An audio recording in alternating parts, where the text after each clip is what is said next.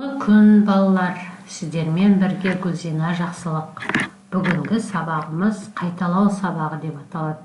Біз осы уақытқа дейін өткен алған білімдерімізді қайталап еске түсіретін боламыз. Алдымен бейне жазбаға өтіп, ағасы мен інісі туралы ертегіні тамашалап шығыңыздар. Өйткені бүгінгі сабағымыз аға деп аталады. Аға деген өлеңмен басталады. Сіздерге аға туралы өлеңді Әкім Ысқақ жазған екен. Әкім Ысқақ Оңтүстік Қазақстан облысы Ордабасы ауданы Бөржар ауылында туылған ақын ағаларың. Енді осы ағамыздың жазған өлеңін жаттап алайық. Жаман сөзге ермеші, намысыңды бермеші, ел сенімін ақташы, абыройды сақташы деп өтініш айтқан екен ағаларың. Өлеңде ағаларың қандай ақыл айтып тұрғанын естіп отырсыңдар ғой. Енді осы сөзде сенім, абырой деген сөздерде дауысты дыбыстар бар ма? Неше дауысты дыбыс бар сенім деген сөзде? Абырой деген сөзде неше дауысты дыбыс бар? Сенім деген сөзде неше дауыссыз дыбыс бар? Абырой деген сөзде қанша дауыссыз дыбыс бар екенін айтып көріңдерші. Сосын сенім деген сөзде дауысты дыбыстар жуан ба, жіңішке ма? Абырой деген сөздегі дауысты дыбыстар ше, олар жуан ба, жіңішке ма? Өте жақсы, біз жуан және жіңішке буынды сөздерді еске түсіріп отырмыз. Сосын сергіту сәтін жасап, дәптерімізді ашып, ш әрпін көркем жазып көрейік. Жазу кезінде бейне жазбаны кідіріске қоюды ұмытпаймыз.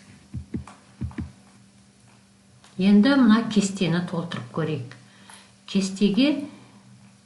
Кестенің сол жағына жіңішке айтылатын сөздерді, яғни дауысты дыбысы жіңішке болатын сөздерді, ал жуан айтылатын сөздерді кестенің оң жағындағы бағандарға жазып көрейік.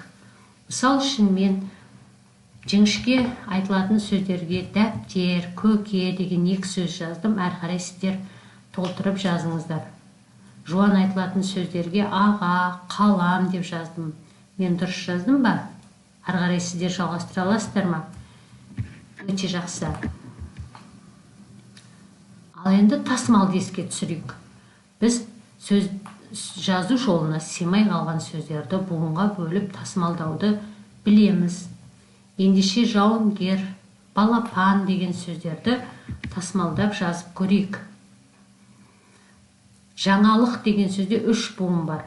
Демек, екі тасымал болады. Бірінші тасымал жаңалық, екінші тасымал жаңалық. Ал балапан сөзі қалай тасымалданар екен?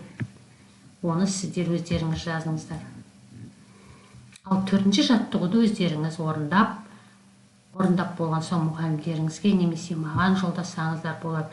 Тасымалданбайтын сөздерді тауып, оларды не үшін тасымалданбайтынын дәлелдеп көріңіздер. Сонымен бүгінгі сабақта біз өткенді қайталадық. Оқу түрлерін еске түсірдік, тасымалды еске түсірдік, жуан буынды сөздерді, жіңішке буынды сөздерді еске түсірдік. Солай ма? Ендеше келесі сабақта кездескенше сау болыңдар.